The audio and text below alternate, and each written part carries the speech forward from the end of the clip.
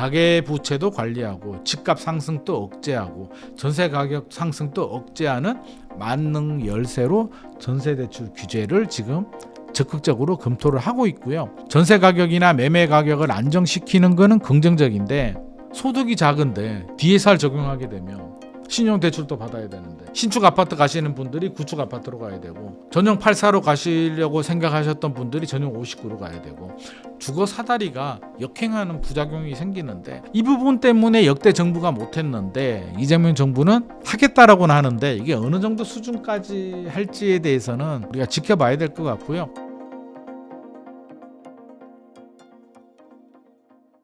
안녕하세요. 인터뷰 진행을 맡은 카프카입니다. 오늘은 김인만 대표님 모시고 부동산 시장에 대한 이야기 나눠보도록 하겠습니다. 대표님 안녕하세요. 안녕하세요. 또 한 달 만에 뵙습니다. 그러네요. 네. 시간이 왜 이렇게 빠르지? 그러게 말입니다. 한 달 동안 엄청 더웠어요. 네. 좀 어떻게 지내셨나요? 힘들었어요. 날씨가 더워가지고. 네. 6.27 대책 발표되고 한참 바쁘다가 요즘 약간 좀 휴가철이라서 그런지 분위기는 약간 좀 뜸한 분위기? 좀 조용한 여름을 보내고 있습니다. 네. 지금 현장에서 느끼는 분위기가 좀 조용해졌다고 많이들 이야기는 하시는데 어떠세요?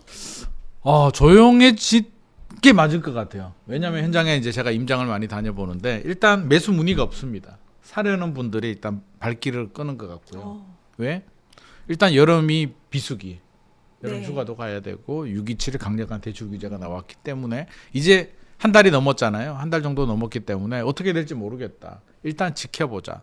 우리 6.27 대책 발표 전에는 5월, 6월, 특히 6월에 6.27 발표 전에는 서울 같은 경우에 약간 혼이 나간 느낌? 어떡하지? 나 빨리 사야 돼. 막 이렇게 약간 최면에 걸린 듯한 그런 느낌이었다면 6.27 발표되고 정신이 번쩍 내가 무슨 짓을 하려고 했지? 좀 기다려봐야 될 것 같아. 집값 떨어질 것 같아. 라는 생각을 매수자들은 하고 있는 것 같고요. 그래서 매수 문의는 거의 한 10분의 1 토막 난 것 같습니다. 뚝 떨어졌고 반대로 이제 팔아야 되는 분들이 네. 관건이잖아요. 팔아야 되는 분들은 뭐지? 어떻게 해야 되지? 굳이 금매로 팔고 싶지는 않은데 라고 해서 파는 분들도 지켜보자. 네. 매수자 사려는 분들도 지켜보자. 팔려는 매도자도 지켜보자. 서로 지켜보면 어떻게 돼요? 거래가 안 됩니다. 그래서 거래량이 뚝 떨어졌다. 근데 이걸 해석이 좀 분분해요. 이걸 하락으로 봐야 되느냐. 그러니까 소위 말해서 집값을 잡았다라고 해야 되는 건지에 대한 해석의 차이가 있습니다. 떨어지길 바라는 분들은 아직까지 집값 잡은 건 아니다라고 할 수도 있고 급한 불은 껐다. 상승세가 꺾였다라는 측면에서는 그래 이 정도면 괜찮지라고 할 수도 있습니다. 그래서 서로 의견이 분분하고 최근에 뉴스 보면 막 매덕 떨어졌다, 사억 떨어졌다 이런 것들 나오거든요. 네. 그래서 그것도 제가 팩트 체크를 또 했죠. 실제로 떨어졌습니까? 이걸 떨어졌다라고 해야 될까? 정상 거래는 아닙니다. 마포에 아파트 2개가 이제 4억이 떨어졌다고 했는데 2개 아파트예요. 성산시형이라는 1986년에 지은 3,000세대가 넘은 재건축 단지가 하나 있고요. 월드컵 파크 3단지라고 이제 4억이 떨어졌다라고 해서 제가 현장에 가봤는데 성산시형 같은 경우도 20평, 23평이 공교롭게도 좀 많이 떨어지긴 했어요. 근데 이게 정상 매물이 아닌 게 23평 같은 경우에 13억이 넘게 거래가 되다가 네. 이게 7억에 거래가 됐다고 하거든요. 네. 이거는 너무하잖아. 너무 차이가 많이 나네요. 네. 네. 그러면 자 내가 급한 사람이에요. 급한 사람이면 물어볼 거잖아요. 얼마에 팔 수 있어요? 그러면 현장 부동산에서는 13억에 거래가 됐다면 진짜 급매라면 우리 10억이면 뭐 충분히 팔 수 있어요라고 할 거잖아요. 근데 7억이라는 건 말이 안 되고 현장 부동산에 나오지 않았다고 합니다. 그러니까 급하면 막 돌아다니면서 야 10억에 팔아줄 수 있어? 10억이라도 팔아줘. 안 되면 9억이라도 팔아줘라고 할 텐데 매물이 나오지도 않았는데 중개사를 통해서 거래는 됐어. 그러니까 아는 중개사를 통해서 아는 사람끼리 거래를 한 것으로 지금 추정이 되고 있습니다. 근데 그 월드컵 파크 3단지하고 차이가 나는 건 월드컵 파크 3단지는 특수관계예요. 증여성 거래. 그러니까 부동산을 통해서 거래는 했는데 예를 들어서 우리 카프카님하고 제가 특수관계야. 뭐 부모 자식이나 뭐 이런 특수관계라고 하면 내 집이 하나 있는데 제가 부모라고 한다면 집이 있는데 우리 딸한테 저렴하게 뭔가 주고 싶잖아요. 헐값에. 근데 너무 저렴하면 국세청이 이것들 봐라 너 증여세 안 내려고 너 탈세하는 거지? 라고 하는데 그 기준이 30% 가격 차이가 나게 되면 이제 걸립니다. 네. 그런데 거기 딱 맞춰서 상암 월드컵 파크는 팔았는 것 같고요. 성산시형은 특수 관계라기보다는 어떤 아는 사람끼리, 그러니까 부모 자식이나 이런 특수 관계가 아니면 카프카님하고 저하고는 아무 관계가 없잖아요. 아무 관계가 없으면 반값에 팔아도 국세청에서 뭐라 하지 않습니다. 아니 내가 10억짜리 5억에 주겠다는데 네가 왜? 무슨 관계 아니세요? 우리 아무 관계 아닌데요. 네가 입증해봐 라고 하면 국세청이 아무 말을 못합니다. 그래서 일단 이런 상황을 알아야 되고, 실제로 부동산에 가보니까 그 뉴스가 나오고 연락이 그렇게 많이 왔다고 합니다. 그 매물 나한테 달라. 네. 그거 나오면 연락 달라 그러는데 부동산 사장님이 그러더라고요. 그런 거 나오면 내가 하지. 그 손님한테 주겠냐고. 왜? 12억이 8억에 거래가 됐거든요. 월드컵 파크 3단지는. 전세가 6억이에요. 그러니까 2억 있으면 8억이라면 만약에 2억 있으면은 전세 끼고 살 수 있는데, 그러면 부동산 사장님이 2억 주고 사지. 그걸 왜 손님한테 주겠냐고. 그래서 우리가 그냥 막연하게 현장 부동산에 가서 좋은 금매 주세요 그러면 절대 나오지 않습니다. 부동산 사장님도 진짜 좋은 매물은 본인이 찍거나 친인척한테 팔거나 아니면 진짜 단골한테 주거든요. 그러니까 평소에 금매를 잡고 싶으면 그 지역에 있는 특정 부동산하고 좀 친하게 시간 날 때마다 커피 한 잔 들고 가서 네. 밥도 먹고 커피도 먹고 이야기도 하면서 좀 친밀해지면 금매물 받을 가능성은 높습니다. 그렇다면 거래량 자체는 확실하게 줄었는데 가격 자체는 또 그렇게 많이 줄어든 건 또 아니네요. 가격은 줄어들지 않았습니다. 실제로 뭐 일부 호가 내려간 매물들은 있습니다만 부동산은 통계를 보더라도 아직 하락 전환되지 않았고요. 심지어 한 달 지나고 하락 속도가 약간 완만해지는 느낌? 그러니까 627 발표 전에 이렇게 쭉 올라갔다면 서울이 0.43까지 올라갔었거든요. 평균 상승률이. 네. 그게 쭉 내려오다가 최근에는 약간 완만해지는 느낌이기 때문에 제 생각에는 이제 한 달이 지나니까 약간 적응하는 네. 느낌? 그렇지 않아요? 그렇죠. 627 발표될 때만 하더라도 뭐 저도 엄청 바빴거든요. 와 이러다가 나 죽겠다. 나 이거 과로 살 수도 있겠다라고 생각이 들었는데 한 제 생각에는 한 3주 정도 지나니까 확실히 방송계도 좀 조용하고 연락도 좀 조용하고 이제 좀 냉정을 찾는 느낌. 아 이거 좀 지켜봐야겠다. 불안해할 필요는 없겠다라는 냉정을 찾고 있는 것 같습니다. 최근에 그 주택 가격 전망 지수가 3년 만에 최대 폭으로 하락했다고 들었는데요. 구체적으로 이게 어떤 내용인지 좀 쉽게 설명을 해주시면 좋겠습니다. 주택 가격 전망 지수 같은 경우는 이제 조사를 해요. 뭐 KBS도 조사하고 이제 연구기관에 따라서 조사를 하는데 이제 0에서 200까지 수치화해가지고 이게 위로 올라갈수록 나 사고 싶어요. 나 좀 사게 해주세요. 사고 싶어라는 심리가 강한 거고요. 반대로 100 아래로 내려오게 되면 나 팔고 싶어요라는 심리가 강한데 이거는 우리가 이렇게 해석을 해야 돼요. 이제 설문조사를 하거든요. 네. 그러면 부동산이나 일반인들한테 설문조사를 하는데 지금 기분에 우리가 영향을 받는 거죠. 조사 시점에. 그러면 627 대책 발표되고 집값 오를 것 같아요? 떨어질 것 같아요? 라고 물으면 그때 분위기는 막 떨어질 것 같으니까 네. 떨어진다라는 부정적인 의견이 많이 나오는 거고요. 반대로 시간이 좀 지나면 아닌가? 라고 할 수도 있고 막 올라갈 때 같으면 높게 나오는데 저는 너무 전망지수나 이런 데 너무 일희일비할 필요는 없는 것 같아요. 왜? 전망지수는 우리 과거 지수예요.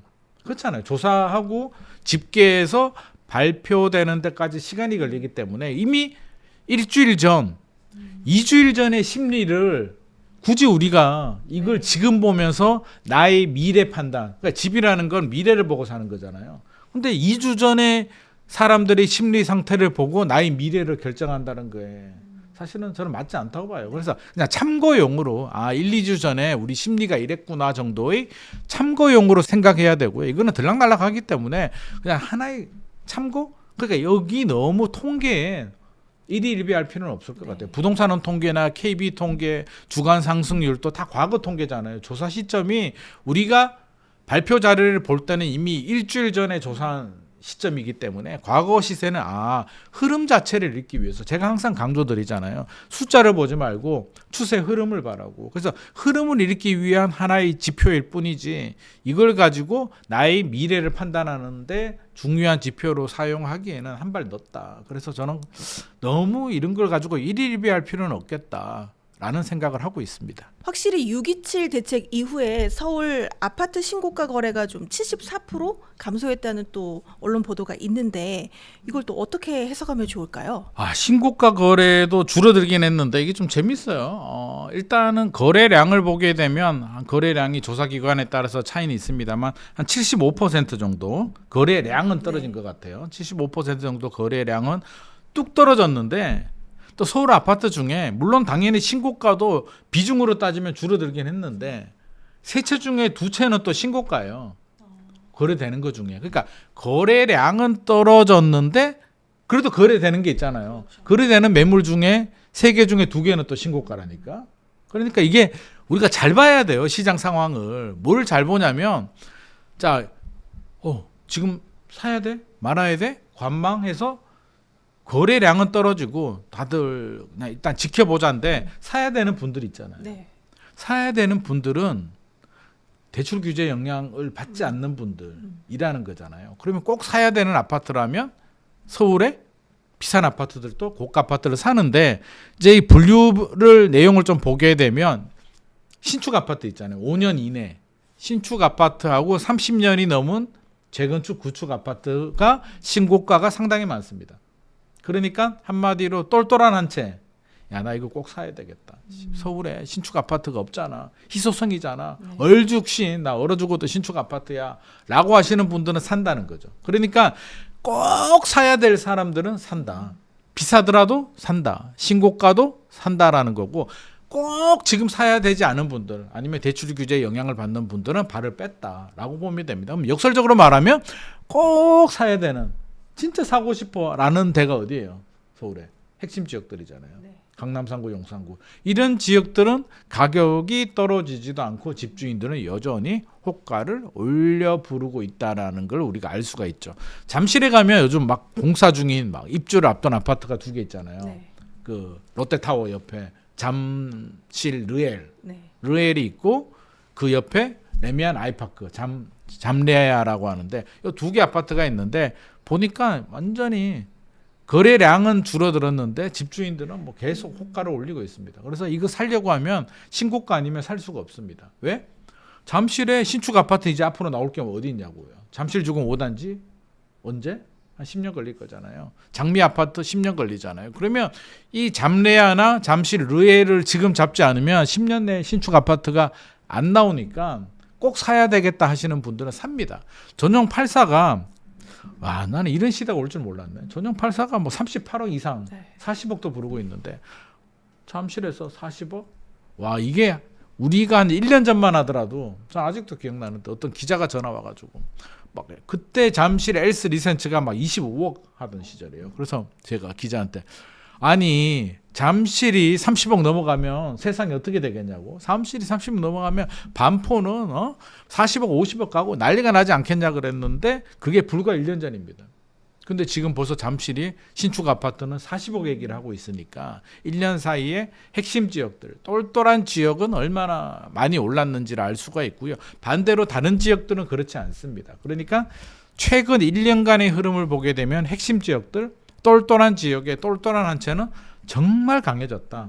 6.27 대책 발표되고도 거래량은 줄어들었으나 가격은 여전히 견고하다. 진짜 탄탄합니다. 그래서 오히려 약간 약세 또는 가격 하락까지는 아니더라도 가격 하락이 예상되는 지역은 제가 앞서서 얘기했듯이 뭐 성산시형이나 네. 마포나 성동 이런 지역들의 재건축 아파트들은 상대적으로 좀 타격이 있습니다. 목동도 마찬가지고요. 왜 타격이 있냐면 재건축의 특징이 오래됐잖아요. 그렇죠.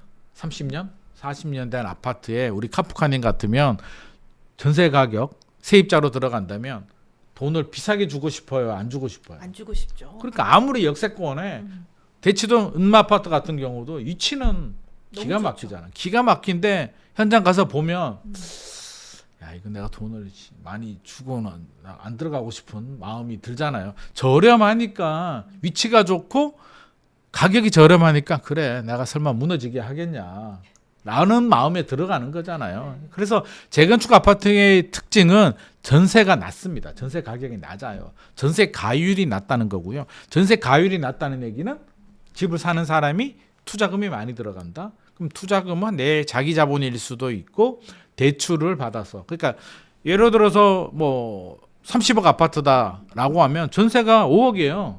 그럼 25억을 내가 넣어야 되는데 그렇죠. 내 돈 다 못 넣으니까 전세가 낮으니까 대출이 나오거든요. 그러면 대출 한 10억 받고 내 돈 15억 넣어서 사는데 이게 6억으로 막히다 보니까 이런 아파트들이 타격을 받습니다. 물론 반포나 압구정이나 뭐 이런 핵심 지역들은 그래? 대출 안 받지 뭐. 내가 살 거야. 현금 한 100억, 200억 있는 분이 대출 안 나오면 안 받으면 되지만 마포나 성동이나 이런 지역 같은 경우는 그 정도 200억 있는 부자가 왜 마포에 사야 될까요? 200억 있는데 강남에 사야죠. 그러니까 이렇게 대출을 받아야 되는 분들이 들어가는 재건축 시장은 상대적으로 좀 타격감이 있더라. 제가 현장에 가봐도 부동산 사장님도 지금 분위기가 이어지면은 가격 하락 가능성 배제할 수는 없을 것 같습니다라는 얘기를 하고 있고요. 강남 3구, 용산구로 가게 되면 이거 떨어질까요? 안 떨어질 것 같아요. 주인들은 그냥 눈도 깜짝하지 않아요 라고 얘기를 합니다. 그래서 서울 안에서 한강벨트도 재건축 단지들은 이렇게 온도 차이가 존재한다. 여러 가지 케이스별로 우리가 접근을 해야 되기 때문에 뉴스 같은 걸 보고 단편적으로 거래량이 떨어졌다, 뭐 신고가가 줄었다, 늘었다 이렇게 너무 일희일비할 필요는 없겠다. 내가 관심 있는 지역에 특화된 분석이 필요한 시점입니다. 근데 이런 이제 규제에도 불구하고 일각에서는 좀 6개월만 기다리면 기회가 온다 이런 이야기가 또 있습니다. 6개월이 가지는 뭐 특별한 의미가 있을까요?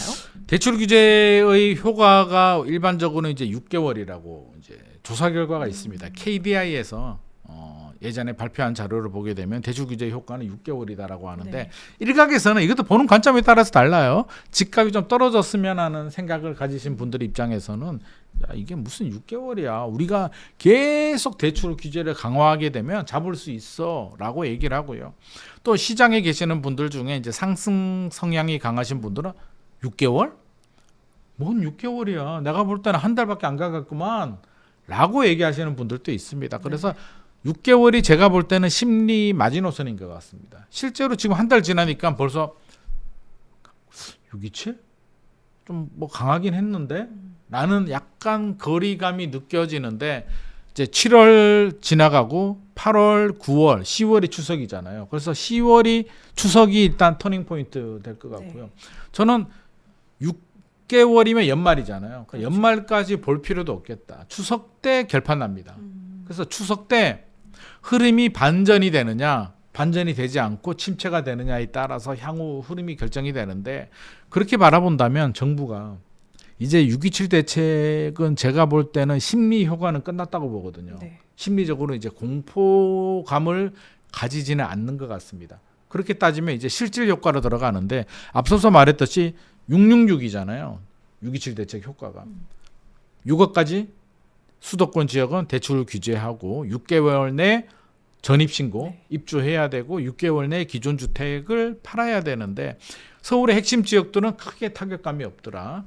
반대로 서울 외곽이나 경기, 인천 같은 경우는 좀 타격감이 있어요. 그래서 왜 타격감이 있냐라고 보게 되면 6까지 대출을 받을 필요는 없는데 이게 전입신고가 네. 이게 상당히 번거롭더라고요. 그리고 기존 주택을 팔아야 되는데 예를 들어서 뭐 상계동이나 인천이나 뭐 경기도 수원이나 고양시 일산 신도시 같은 경우에 전세 끼고 살 수 있잖아요. 네. 한 6억 7억 아파트 뭐 전세가 3억이면 내 돈 3억 보태서 살 수가 있는데 이게 여러 가지 좀 번거롭다는 거죠. 대출만 받으면 무조건 입주를 해야 되기 때문에 이들 지역들은 좀 영향을 좀 타격감을 받고 있습니다. 근데 일단 여름은 비수기 휴가 갔다 와야 되죠. 7월 8월 날씨가 또 너무 더워. 이 더운 날에 집 보러 가는 사람은 나 진짜 내가 커피 한 잔 사주고 싶네요. 진짜.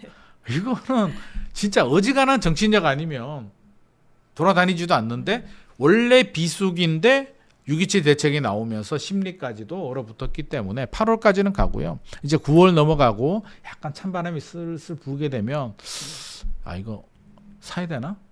어떡하지? 사려고 생각했던 분들이 이제 다시 한번 더 전략을 짜거든요. 그래서 추석 되면 이제 쉬잖아요. 한 일주일에서 열흘 정도. 네. 쉬면은 이제 또 친구들도 만나고 친척들도 만나고 내 생각도 정리하다 보면 두 가지 방향이 결정이 돼요. 사야 된다.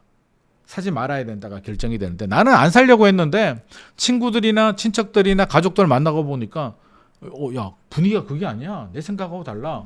막 형은 야 너 무슨 소리 하는 거야? 집 사야지. 너 지금 그럴 때가 아니야 라고 얘기할 수도 있고 반대로 나는 살려고 했는데 주변에서 친구들이 다 이구동성으로 너 정신 차려. 지금 후속 대책 나오면 안 돼 이거 라고 하면 심리가 얼어붙을 수도 있거든요. 그래서 추석 때 흐름이 저는 결정이 될 것 같다. 공교롭게도 작년 같은 경우 2024년 같은 경우는 추석 지나고 꺾였잖아요. 네. 꺾여서 그 2025년 1월 2월까지 침체가 좀 이어졌습니다. 그래서 이번에는 이미 침체가 진행이 됐는데 6.27 이후에 저는 추석 지나고 반등 가능성도 있겠다. 근데 전제 조건은 정부가 후속 대책을 어떻게 내놓느냐. 아마 정부도 알지 않을까? 알지 않을까요? 알 것 같아요. 그래서 이대로 내버려 두게 되면 추석 지나고 저는 반등한다고 봅니다. 거래량도 반등하고 심리적으로. 그런데 정부가 이대로 내버려 두지는 않을 것 같고요. 후속 대책을 저는 준비를 하고 있고 그 김윤덕 국토교통부 장관 또 이제 후보인데 될 것 같아요. 아마 이 방송이 나갈 때면은 됐을 수도 있습니다.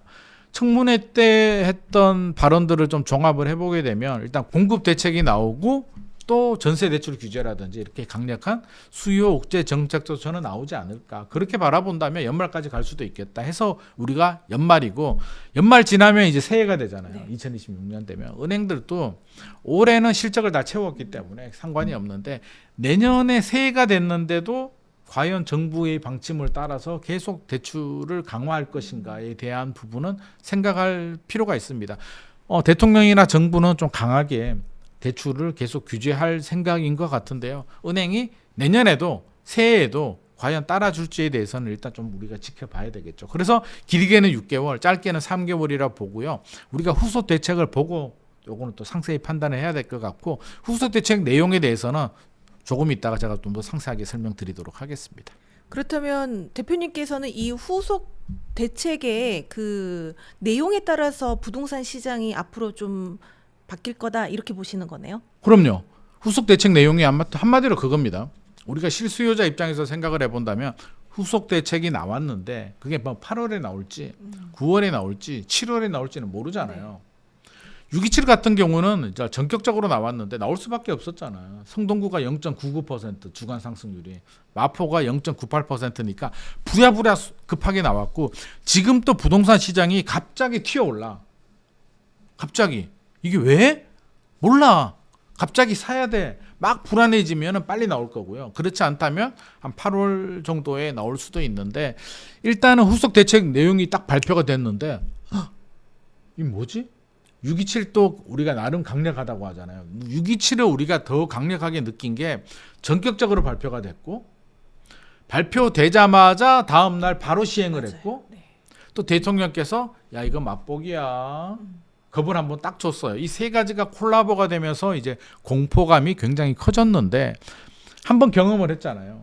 그러면 후속 대책이 똑같은 패턴으로 나오게 되면 저는 적응을 좀 할 것 같아요. 네. 또 하루 다고 다음 날 시행이라고 하면 역시 이재명 정부는 이제 이런 스타일로 가는구나라고 이제 알고 있습니다. 그래서 똑같은 패턴으로 가게 되면 저는 효과가 좀 떨어질 것 같고요. 좀 다른 패턴으로 가야 되는데 내용도 6억 대출 규제 신선했잖아요. 네. 와 기존에는 우리 몇 년도였죠? 2020년도였나요?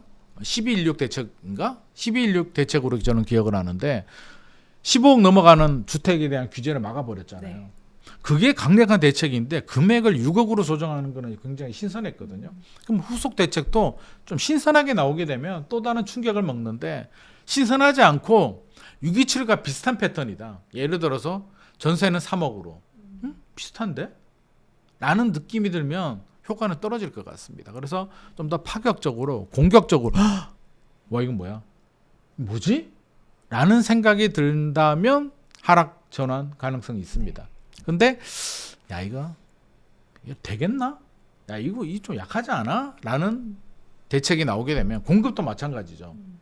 여러 가지 공급 대책들을 발표할 텐데 내용을 들어보니까 많이 보던 건데 네. 새로운 건 문재인 없죠. 윤석열 정부 때 많이 보던 건데 라는 생각이 들면 효과 없습니다. 근데 와 이거 신선한데? 야 이거 될 것 같아. 기다리면 내 집 마련 할 수 있을 것 같아 라는 생각이 들면 의외로 심리가 안정이 될 수도 있습니다. 그래서 한마디로 우리 기분이 대책을 보고 와 무서운데? 라는 생각이 들면 안정이 될 거고요. 별거 없네? 야 후속 대책? 뭐 대통령께서 뭐 아유 맛보기다. 본 메뉴가 엄청 무섭다고 했는데 본 메뉴 생각보다 별론데? 라는 생각이 들면 반등할 수도 있습니다. 그래서 후속 대책 어설프게 준비하면은 반등할 수도 있습니다. 오히려 후속 대책 때문에 반등할 수 있어요. 왜? 맛보기라고 해가지고 잔뜩 겁먹고 쫄아 있었는데 본 메뉴가 야 이거 공포 영화 보면 그런 게 있잖아요.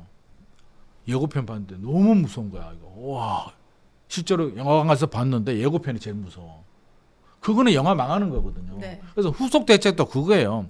예고편보다 더 무섭게 강하게 나오면 완전히 시장이 얼어붙는데 예고편이 제일 무서웠다 그러면 시장은 반등합니다. 별거 없네? 그러면 다음에도 별거 없을 거 아니야 라고 생각을 하고 있기 때문에 후속 대책을 준비하는 정부도 철저하게 잘 준비해야 될 것 같습니다. 현재의 그 정부의 대출 규제가 6억 원인데 대부분 분들이 왜 하필 6억 원일까 이런 생각을 하실 것 같아요. 6억이 가지는 의미가 좀 있을까요? 6억 이번 대출 규제의 타깃은 저는 강남 3구 용산구는 아니라고 생각합니다. 네. 실제로 정부도 눈치를 챘을 것 같아요. 쟤들은 답 없다. 왜? 부자들이 지돈 주고 지가 사는데 이걸 대출로 막을 수는 없다는 건 아마 알고 있는 것 같습니다. 이번에 6.27 대책이 나올 수밖에 없었던 이유가 마포 성동 때문이잖아요. 네. 성동이 0.99%, 마포가 0.98%. 0.99% 주간 상승이면 거의 1% 올라가는 거거든요. 연간으로 따지게 되면 한 52% 10억 아파트가 1년 후에 15억 되는 거잖아요. 그러니까 엄청난 속도로 올라가기 때문에 애들을 막아야 된다. 그러니까 마포, 성동, 한강벨트가 뚫리게 되면 강남이야 우리가 익히 알고 있는데 마포, 성동, 한강벨트가 뚫리게 되면 이제 서대문, 성북구, 나중에 노도강, 인천, 경기까지도 불길이 번지기 때문에 정부 입장에서는 차단을 했어야 되는 상황이라고 보고요. 또 서민 대출 뭐 이런 규제들도 이제 한도가 6억입니다. 네. 그리고 우리가 전세 끼고 사게 되면 이제 6억이면 결국에는 집값이 한 12억 정도. 그러니까 LTV가 규제 지역은 50%, 비규제 지역은 70% 정도 적용이 되거든요. 그럼 6억 대출을 규제하게 되면 기본적으로 한 15억에서 20억 정도 사이의 아파트들이 타깃이 됩니다. 한마디로 20억 이상 되는 아파트들이 구매 능력이 좀 제한된다는 건데 이건 강남이 아니고 강남은 돈 있는 사람들이 산다. 마포, 성동은 대출을 막아버리게 되면 돈 있는 사람은 주춤한다. 왜? 돈이 진짜 많은 사람은 예를 들어서 강남에 아파트를 살려고 했는데 막혔어요. 강남이 막히니까 나 그냥 마포나 성동이나 사야겠다? 그렇게 될까요? 그럴 것 같지는 않습니다. 그럴 것 같지는 않잖아요. 네. 그렇지 않습니다. 그러면 자 마포나 성동에 뭐 마포 같으면 마레프 뭐 이런 아파트들 있잖아요. 뭐 성동에도 이제 좋은 아파트들 옥수 금호동에 많이 있는데 거기 살려고 하는 분이 대출이 막혔어. 서대문이나 성북구에 그냥 아파트 아무거나 하나 사야겠다? 그렇게 될까요? 그렇지도 그렇지 않죠. 않을 것 같아요. 그게 과거 같으면 그럴 수 있어요. 2020년, 2021년 같은 경우는 전국적으로 집값이 다 올랐거든요. 막 올라가다 보니까 이게 안 되면 이거 강남이 아니면 마포 성동, 마포 성동이 아니면 성북구, 서대문, 뭐 영등포 그것도 아니면 뭐 경기 인천 안 되면 지방 뭐라도 사야 되는데 지금 그런 상황이 아닙니다. 한강벨트 집값만 올라가고 있는 상황이었는데 마포 성동이 막힌다고 해서 그 다른 지역으로 튀어오를 것 같지는 않아요. 그래서 저는 6억이라는 아주 절묘한 수를 던졌다. 그리고 실제로 6억이 굉장히 커요. 6억 대출 받으면은요. 우리가 지금 DSR이라는 규제가 적용이 되잖아요. 능력에 따라서 그러니까 우리가 대출 규제는 LTV, 담보대출 인정 비율이 있고 DSR, 총소득 그 상환 비율이 있는데 6억 대출 받으려면 아마 연수입이 한 1억 5천 정도 돼야 될걸요. 거기에 부부가 원리금 상환이 한 300만 원 정도 들어가거든요. 6억 대출 받으면 혼자서 만약에 연봉이 1억이라고 쳐도요. 실수령액은 한 650, 700 정도 되잖아요. 거기에 300 내고 나면 생활이 되겠습니까? 안 됩니다. 그러니까 부부가 억대 연봉을 받아야 돼요. 그래 한 사람이 300 내더라도 나머지 이렇게 해서 뭐 적금을 좀 줄이잖아요. 그래서 실제로 6억 대출 받으려면 부부가 한마디로 대기업 다녀야 됩니다. 일반인들은 쉽지 않아요. 그래서 우리가 아는 사람들은 압니다. 6억 대출이 얼마나 어려운 대출인지 일반적인 서민들은 해줘도 못한다. 그런 대출이 6억입니다. 그러니까 정부가 다 알고 있어요. 6억 대출 일반적인 서민이나 실수요자들은 6억 대출 받기도 어렵다라는 거고 실제로 무서운 건 아까 제가 66이라고 했잖아요. 6개월 전입신고 6개월 내 처분 조건인데 이거는 토지거래 허가구역하고 똑같아요. 그러니까 실제로는 6억이라는 선을 딱 그어주면서 토지거래 허가구역을 저는 금융으로 적용했다고 생각합니다. 그냥 토지거래 허가구역을 서울시가 지정할 수는 있는데 그거보다는 정부가 이렇게 대출 규제로 토지거래 허가구역을 지정을 했기 때문에 실제로는 수도권 지역의 집값을 안정시키는 데도 저는 상당한 네. 도움이 된 것 같습니다. 그래서 나름 머리는 잘 썼는데 이게 영원히 지속 가능하지는 않다는 거죠. 우리가 앞 시간에도 길어야 6개월, 짧으면 3개월이라고 했기 때문에 대출 규제 효과가 계속 지속되지는 않습니다. 지금 뭐 6억이라는 신의 한 수를 뒀다라고 하는데 이게 뭐라 그럴까요? 약간 유효기간이 있는 그런 상품, 약 같은 느낌이기 때문에 이 약발이 떨어지기 전에 정부는 후속 대책을 마련해야 되는 또 다른 골치 아픈 상황에 되어 있습니다. 말씀하신 대로 더 이제 강력한 규제가 나올 것이다 이렇게 예고를 한 상황인데요. 후속 규제 어떻게 예상하세요? 일단 지금 나오는 내용들을 좀 종합을 좀 해보게 되면 일단 투 트랙으로 가야 됩니다. 공급 대책과 수요 억제 아마 두 개로 나올 것 같고요. 공급 얘기부터 좀 해보죠. 김연덕 국토교통부 장관께서 이제 하신 말씀을 좀 종합을 해보게 되면 공급을 늘리려면 우리 재건축 재개발 공급을 늘려야 되는데 약간 엇박자 같은 느낌은 드는데 일단은 용적률을 좀 올려고 뭐 인허가를 좀 단축해서 속도를 좀 빨리 하겠다라는 원론적인 얘기를 했는데 제가 왜 좀 아이러니하다라고 제가 말씀을 드리냐면 재건축의 발목을 잡는 여러 가지 요인 중에 재건축 초과이익 환수제가 있거든요. 초과이익 환수제 아직까지 본격적으로 부과되진 않은 세금입니다. 초과이익 환수제라고 한다면 그 개발 이익에 대해서 조합원 1인당 8천만 원이 넘어가게 되면 이제 구간별로 10%에서 50%까지 부과하는데 강남 같은 경우는 많이 나와요. 억 단위로 나옵니다. 그러니까 용산의 한강 맨션 같은 경우는 지금 한 7억 정도 예상하고 있거든요. 네. 7억 낼 수 있나요? 어렵죠, 사실. 이게 돈 있어도 네. 강남이나 용산에 재건축 아파트를 하나 가지고 있어도 아파트가 있는 거지 현금이 7억이 있진 않거든요. 그렇죠. 그래서 내기가 어려운데 5억, 7억, 3억 이 정도 나오는데 쉽지 않습니다. 그래서 이게 지자체장 입장에서는 난처해요. 만약에 부과를 해야 된다면 고지서 날리면 그 주민 납세자 입장에서는 못 내잖아요. 5억, 7억이 어디 있어요. 못 내면 조세 저항을 할 거잖아요. 그러면 압류를 걸고 공매로 넘겨야 되는데 이게 구민의 집을 재초안을 안 냈다고 해서 압류 걸고 공매로 넘긴다? 쉽지 않죠. 내년 지방선거에 그 지자체장 모가지가 위태롭지 않겠습니까? 네.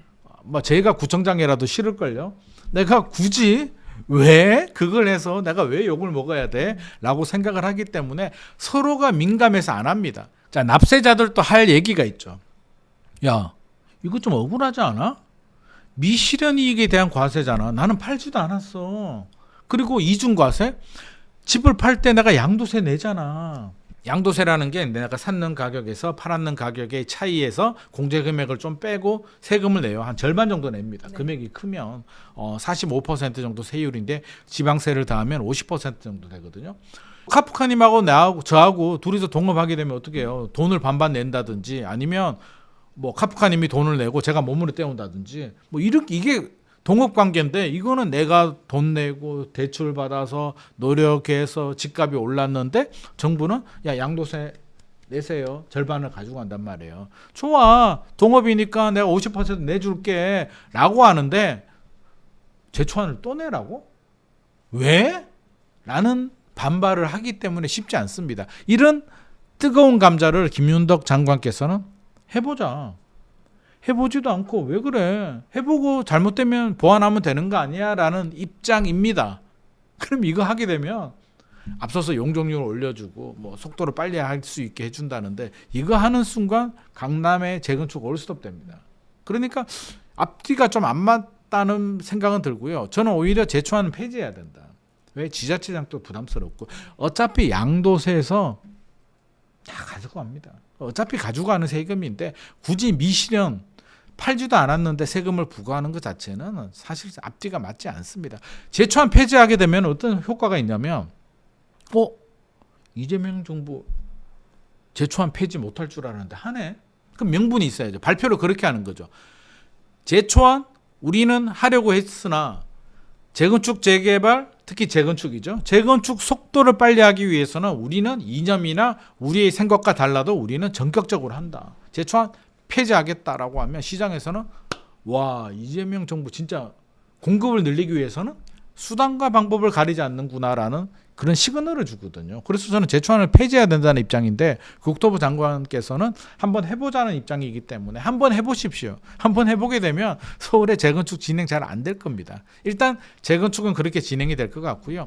사기 신도시는 안 한다고 합니다. 대통령께서 처음에 후보 시절에 잠깐 얘기를 했는데 따지고 보니까 이제 앞뒤가 안 맞은 것 같습니다. 왜? 지금 와서 다시 사기 신도시를 발굴해가지고 한 1년 걸리잖아요. 그러면 2026년 하반기에 사기 신도시 한다고 발표하면 1년 지나잖아요. 1년 동안 뭐 우리는 지금이 문제인데. 그래서 사기 신도시는 시간이 너무 오래 걸린다. 3기도 지금 제대로 안 되고 있는데 무슨 4기냐라고 해서 3기 신도시에 집중할 것 같습니다. 그래서 3기 신도시가 이제 토지 보상이 다 끝났거든요. 남양주 왕숙, 하남, 교산, 고양, 창릉, 부천, 대장, 인천, 계양 5개 지구는 이제 토지 보상 끝났습니다. 지작물도 다 끝났습니다. 그러니까 이제 속도를 높이는 일만 남았어요. 그러니까 이재명 정부도 이걸 알잖아요. 그러니까 아마도 다른 일정들 쭉 남아있는 이제 첫 단지들은 아마 본청약을 오래 했고 나머지 부분에 대해서는 이제 한 1년 정도는 일정을 당겨서 진행을 할 것 같고 제 개인적인 생각은 그 우리 사전청약 있잖아요. 네. 사전청약도 저는 다시 도입될 가능성이 있을 것 같습니다. 왜냐하면 본청약 3년 후에 하는데 올 하반기나 내년에 사전청약 미리 당겨서 좀 많이 하게 되면 내 집 마련하시는 분들 한 2년 정도 당겨서 사전청약 받고 우리 사전청약에서 욕을 먹었던 게 추정 분양가라고 있었는데 그렇죠. 그게 본청약할 때 본 분양가가 더 올랐거든요. 그래서 저는 이번에 만약에 사전청약을 하게 되면 추정 분양가는 좀 정부가 보장을 좀 해주면 좋을 것 같습니다. 그 사이에 물가가 좀 올라가고 건축비가 올라갈 수는 있는데 그 정도는 공공이 좀 책임을 지고 추정 분양가 하지 말고 차라리 사전 청약할 때 정부가 좀 손해 보더라도 확정 분양가로 딱 해주게 된다면 굉장한 흥행 성공을 저는 할 수 있을 것 같아서 이렇게 진행을 좀 해주면은 좋을 것 같고요. 그 외에 이제 유휴부지들 많이 발굴을 해서 신규로도 발굴하고 기존에 발굴된 곳들도 활용을 해서 공공주도로 재건축이든 재개발이든 아니면 뭐 공공임대, 공공분양주택들 많이 짓겠다라고 하는데 이것도 물론 신규 유휴부지를 발굴하는 것도 중요한데요. 저도 그렇게 생각하고 있고 우리 많은 국민들도 유휴부지? 문재인 정부 때 많이 한 것 같은데 뭐 태릉 시시 부지라든 태릉 시시 부지 저 아직도 기억나는 게 거기 만세대 짓겠다고 했거든요. 하고 있는 건가? 거기 뭐 서초에 그 뭐죠 그 외교 무슨 부지 뭐 거기도 외교원 무슨 부지도 있었고 운전면허 시험장도 있었고 뭐 서부 면허장도 있고 여러 군데가 있었는데 어디 하고 있지? 아마 마곡에 한 군데 했다라고 제가 얘기 들었고 나머지는 지금 감감무소식입니다. 그러니까 문재인 정부 때 열심히 발굴한 거 있잖아요. 그거 다시 빨리빨리 진행을 해서 당장 2026년에 입주하라는 거 아니잖아요. 그러니까 태릉시시 우리 다시 검토해가지고 이렇게 언제까지 할 거야. 요거는 몇 세대 언제까지 할 거야. 윤석열 정부도 그린벨트 풀어서 서초에 서리풀지구 개발한다라고 2024년이었나요? 발표했는데 지금 또 얘기가 없잖아요. 그러니까 서리풀지구 우리 하고 있어? 토지 보상 대부분 끝났어. 그러니까 서리풀 지구에 우리 3만 세대 정도 공급을 할 거야. 용적률 올려서 가격 저렴하게 할 거야. 반값 아파트로 공급해 줄게 라고 한다면 저는 흥행에 충분히 성공할 수 있다. MB 때 내곡동, 세곡동에 반값 아파트 해가지고 히트 쳤잖아요. 네. 그래서 충분히 할 수 있습니다. 그런 거. 그래서 할 수 있는데 저는 집중을 해야지 막연하게 뜬구름 잡는 거는 큰 의미가 없다라는 생각입니다. 그래서 국민들이 한마디로 그거예요. 딱 보고 당장은 안 나와도 기다리면 내 집 마련할 수 있겠구나. 물량 많이 나오겠구나. 이거 되겠네라는 생각이 드는 공급 대책을 발표를 해야 될 것 같습니다. 그러면 두 번째는 이제 수요죠. 수요 억제 뭐 나올 것 같아요? 더 강력한 수요 억제가 나올 수도 있지 않을까요? 그게 뭘까요? 지금 나오는 얘기를 보게 되면 이제 전세를 손댄다고. 네. 왜 손대는 줄 아세요? 뭐 고가 전세 이야기가 나오는 것 같던데요. 고가 전세 얘기도 나오고 이제 이재명 정부는 문재인 정부와 많이 비교를 합니다. 예? 문재인 정부가 부동산에 대해서는 실패를 했잖아요. 뭐 다른 분야는 이제 해석이 다른 부분이 있고 적어도 부동산 정책에 대해서 실패했다는 점은 진보 보수할 것 없이 우리가 다 동의하는 부분이잖아요. 왜 실패했을까? 라고 생각하니까 첫 번째 세금 규제를 너무 많이 했다라는 걸 이제 알고 있습니다. 그래서 이재명 대통령도 세금 규제를 그렇게 하지 않겠다, 과하게 하지 않겠다라는 의미로 저는 해석을 하고 있고요. 두 번째는 이제 전세입니다. 전세 대출은 MB 이명박 정부 때 이제 전세 대출이라는 제도가 도입을 했어요. 저는 여기서부터 이제 비극이 시작됐다고 보는데 전세 대출 이 자체가 그때 안 했어야 된다고 봅니다. 저는. 왜?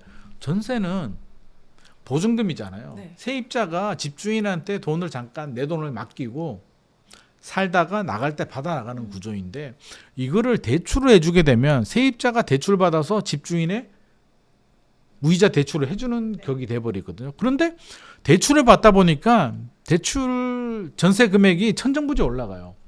집주인들도 세입자한테 누울 자리를 보고 다리를 뻗거든요. 제가 집주인이고 카프카님이 세입자예요. 우리 뭐 소득이 다 뻔하잖아요. 뭐 카프카님이 또 엄청 잘 벌 수도 있는데 어떻게 됐든지 간에 일반적인 직장인이라고 본다면 그러면 2년 지났어요. 1억 올려달라고 하면 어떤 직장인이 2년 동안 1억을 모을 수 있겠습니까? 현실적으로 어떤 뭐 전문직 아니고서는 안 되잖아요. 그러니까 대부분 뭐 1,000만 원 올려주세요. 2,000만 원 올려주세요. 이렇게 됐었는데 전세 대출이 딱 시행이 되다 보니까 전세금 올려주세요. 1억. 1억요? 나 1억 없는데? 못해요. 뭘 못해? 은행 가봐. 대출 다 해줘. 1억 빌려도 실제로 뭐 10몇만 원만 내면 돼. 그래요? 은행 가니까 해주거든. 월세로 가게 되면 30만 원 내야 되는데 10몇만 원 내고 1억을 빌릴 수 있으니까 이게 이제 막 눈덩이처럼 커집니다. 엄청나게 히트를 치게 되는데 좋게 보면은 이제 주거 사다리가 올라가요. 빌라 사시는 분들이 소형 아파트로, 소형 아파트에 사시는 분들이 구축에서 신축으로, 소형에서 중형으로 이렇게 이제 주거 사다리가 올라가는 긍정의 효과는 있었습니다만 부정적인 면은 대출이 올라가면서 전세 가격이 올라가게 되고 전세 가격이 올라가게 되면 매매 가격을 밀어 올리게 되죠. 그러니까 MB 때 도입을 하고 박근혜 정부 때도 이거 서민 주거 안정에 도움이 된다고 해서 대출을 풀어주고 문재인 정부 때도 풀어주고 전세 가격 올라가고 매매 가격을 밀어 올렸기 때문에 이재명 정부는 이거 안 되겠다. 문제야. 가계부채도 늘어나고 집값도 밀어 올리는 전세를 잡아야겠다. 전세를 잡는 방법은 전세 대출을 끊어버리자. 라는 게 지금 컨셉인 것 같습니다. 그러면 전세 대출을 끊어버리게 되는데 전세 대출을 줄이는 방법은 두 가지가 있죠. 하나는 전세에도 DSR을 적용하는 겁니다. 이 얘기는 지금 계속 검토는 하고 있었는데 쉽지가 않았던 게 전세는 세입자들이 살거든요. 네. 서민들이 살고 있는 집인데 이거를 DSR 적용하는 게 맞아? 라는 게 정부 내에서도 계속 얘기가 나왔던 부분은 그래서 못하고 있었는데 이번에는 하자 라는 게 지금 공감대가 형성이 된 것 같고요. 하게 된다면 아마 우리 스트레스 DSR 기억나시죠? 네. 1단계, 2단계, 3단계로 해서 충격을 최소화했단 말이에요. 스트레스 DSR 이제 우리 다 적응해 버렸잖아요. 1단계, 2단계, 3단계. 그래서 이 전세 대출 DSR도 1단계, 2단계, 3단계로 할 가능성이 높을 것 같습니다. 1단계는 뭐 예를 들어서 이자만 포함시키는 거죠. 원리금 전체 원리금에 2단계는 원금까지 포함시키고 뭐 3단계는 더 강하게 예를 들어서 DSR 플러스 금액도 3억까지 뭐 이런 식으로 탁 잘라버리는 거죠. 그러니까 DSR과 매매는 6억이었잖아요. 전세는 3억까지 해서 3단계로 최종 도장을 꽝 찍는 대책이 나올 수는 있습니다. 이렇게 되면 당장은 이제 전세 가격이 올라가는데 좀 제약이 되겠죠. 네. 왜 또 이런 게 나왔냐면 입주 물량이 부족하거든요. 상반기보다 하반기에 입주 물량이 줄어들 예정이고요. 분양 물량도 줄어들고요. 내년에는 더 많이 줄어듭니다. 분양 물량은 3년 후에 입주 물량인데 올 하반기부터 줄어들어서 2026년, 7년, 8년, 9년까지 입주 물량이 줄거든요. 입주 물량이 줄어들게 되면 집값에도 영향을 주지만 제일 치명적으로 영향을 주는 건 전세 가격입니다. 왜? 신규 나오는 물량이 없다 보니까 공급 앞에는 장사가 없거든요. 공급 물량이 많이 나오면 안정이 되는데 반대로 공급 물량이 줄어들게 되면 전세 가격이 올라가요. 전세 가격이 올라가게 되면 이거 어떻게 막지? 아무리 공급 대책을 준비해도 당장에 안 나오잖아요. 안 된단 말이에요. 비아파트 공급을 늘려도 그게 국민들이 원하는 집이 아니기 때문에 그럼 전세 가격이 올라가는 게 이제 명약 관화인데 이거를 막을 수 있는 방법이 전세 대출 규제하게 되면 너희들 못 올라가지? 못 올리잖아. 대출 안 받고 너 할 수 있어? 라고 해서 가계부채도 관리하고 집값 상승도 억제하고 전세 가격 상승도 억제하는 만능 열쇠로 전세 대출 규제를 지금 적극적으로 검토를 하고 있고요. 또 모든 정책은 동전의 양면성이잖아요. 네. 좋은 게 있으면 안 좋은 것도 있죠. 그러면 전세 가격이나 매매 가격을 안정시키는 거는 긍정적인데 문제는 이제 신혼부부들, 서민들, 돈이 부족하신 분들이 그렇죠. 신혼집을 구해야 되는데 젊은 분들의 특징이 뭐냐면 일은 이제 시작해가지고 한 30년 정도 돈을 벌 수는 있는데 처음에는 월급이 작다는 얘기죠. 소득이 작은데 DSR 적용하게 되면 신용대출도 받아야 되는데 힘들죠. 그러면 그렇게 되겠죠. 그러면 다시 이제 반대로 가는 거죠. 신축 아파트 가시는 분들이 구축 아파트로 가야 되고 전용 84로 가시려고 생각하셨던 분들이 전용 59로 가야 되고 서울 뭐 한강벨트로 가려는 분들이 외곽 지역으로 벗어나야 되고 이런 주거 사다리가 역행하는 부작용이 생기는데 이 부분 때문에 역대 정부가 못했는데 이재명 정부는 하겠다라고는 하는데 이게 어느 정도 수준까지 할지에 대해서는 좀 우리가 지켜봐야 될 것 같고요. 결과적으로 주택 시장에 달려 있는 것 같습니다. 주택 시장이 추석 전에 또는 추석 지나고 다시 반등해. 큰일 났다라고 하면 아이씨 1단계 2단계가 어디 있어. 그냥 바로 3단계 가. 네. 라고 할 수도 있는 거고요. 생각보다 뭐 크게 떨어지지는 않아도 정부가 원하는 건 안정이거든요. 그래서 안정되고 있어라고 한다면 1단계, 2단계, 3단계로 진행될 가능성이 높을 것 같습니다. 많은 분들이 이렇게 규제가 예상될 때 이럴 때 또 어떤 그런 틈새를 좀 공략을 해서 좀 대응 전략을 마련을 해야 되는지를 가장 궁금해하실 것 같아요. 틈새를 공략한다. 물론 이제 심리 효과와 실질 효과가 있는데 심리 효과는 이제 서서히 이제 한 달 지나면서 서서히 좀 옅어지고 있다고 해야 될까요? 지금 그렇게 되고 있어요. 우리 자녀들도 키우다 보면 막 야단을 치면 처음에는 말빨이 먹히는가? 약간 눈치도 좀 보고 하다가 이제 며칠 지나면 똑같아집니다. 똑같이 야단 치면 또 이제는 씨알도 안 먹히거든요. 더 강하게 야단을 쳐야 되는데 아마 경험을 하신 분들이라면 이제 시장 반응도 두 부류가 있는 것 같습니다. 집값 안정 또는 안 올랐으면 좋겠다, 떨어졌으면 좋겠다라고 생각하시는 분들은 이게 후속 대책이 나오면 집값이 더 안정될 것 같아. 이제는 집값이 떨어질 것 같아라고 생각하시는 분들이 있고 또 학습 효과가 있고 투자를 해보셨던 분들은 야 이거 오래 못 간다. 우리 과거를 보더라도 이러다가 또 반등할 가능성이 높아. 궁극적으로는 공급이 부족하잖아. 올라갈 가능성이 높아라고 생각하시는 분들이 있는데 저는 좀 생각을 해야 될 것 같습니다. 물론 규제가 중요하죠. 627 대책 저는 필요했다고 봅니다. 왜? 너무 급등했으니까. 네. 자동차 속도로 따지면 시속 200km로 달리는데 단속해야죠. 그러면 단속에는 성공을 했는데 우리가 기본에 충실해야 된다고 보는 게 근본을 좀 살펴보자는 거죠. 그러면 우리 지금 현재의 서울 부동산 시장, 수도권의 부동산 시장을 살펴보게 되면 근본이 부동산의 기본은 수요와 공급이잖아요. 수요와 공급인데 자 수요를 먼저 보게 되면 기본적으로 수요는 이제 두 가지 측면에서 봐야 되겠죠. 인구 변화. 그러니까 출산율이 줄어드는 거는 맞는데 지방에서 또 서울로 좋은 또 대학교로 유입이 되고 있기 때문에 기본적으로 절대 인구 자체는 서울 수도권은 크게 줄어들지 않습니다. 오히려 더 늘어나는 추세이고요. 거기에 이제 심리적으로 막 뭐라 그럴까 약간 불안감이 잠재되어 있잖아요. 네. 지금 또 인터뷰해 보게 되면 아 이제 끝났어요. 집 안 살 거예요. 라고 하기보다는 지켜보자는 거거든요. 지켜보자는 사람들은 언제 어떻게 튀어오를지 몰라요. 내일이라도 튀어오를 수 있습니다. 어떤 계기만 있다면. 그래서 수요는 준비 중이다. 공급을 보자고요. 공급은 입주 물량을 첫 번째 봐야 되는데 이거는 지금 당장 해결할 수는 없습니다. 입주 물량이 한 5년 정도는 저는 신규 입주 물량이 기근이라고 보거든요. 절대적으로 부족합니다. 이건 우리 인정해야 돼요. 이걸 부정하게 되면 모든 스텝이 꼬입니다. 그래서 좀 최대한 시장을 객관적으로 봐야 돼요. 시장은 가격은 오를 수도 있고 내릴 수도 있어요. 그걸 인정해야 돼요. 어떤 분들은 항상 올라간대. 또 어떤 분들은 항상 내려간대. 시장을 그렇게 보면 안 되고요.